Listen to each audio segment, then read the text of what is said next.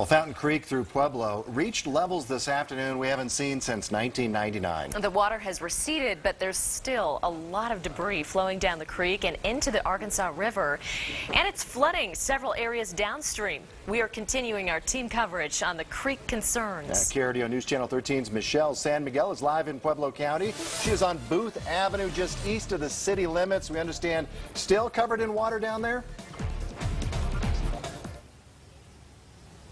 You know, the water has receded from just a few hours ago where it was just completely covered in water. A neighbor down the road who you can see is now removing all of the mud that piled on here earlier today. The murky and fast-moving waters on Fountain Creek are knocking down just about anything in its path. A Pueblo firefighter captured this tree falling into the creek. Stay out of the river, stay away from the river. The banks, when they do fall, they get undercut and you think you're on solid ground, and the next thing you know, the bank falls off and you're in the river. The river has even creeped its way around homes in Pueblo County, including these on Booth Avenue. I don't believe it did rain here yesterday. I believe it's a result from the rain from the springs, because it didn't rain here yesterday at all.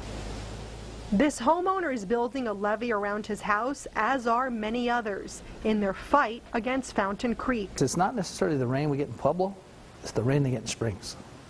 And so if Springs, and ultimately the amount of rain they got last night was not anticipated, and it just stayed. And so that's really why we're having problems today. And so if we were to get another rain like we did last night in Springs tonight, then we could be in trouble on the fountain. It's another reminder that more flood mitigation is needed along Fountain Creek. We're asking somehow, some way, if we could possibly get some type of control on the Fountain Creek, as they call it. By the time you get down to Pueblo, it's the Fountain River. The sheriff's office is monitoring several flood-prone areas, including Avondale. It could reach its highest levels between 7 and 8 o'clock tonight.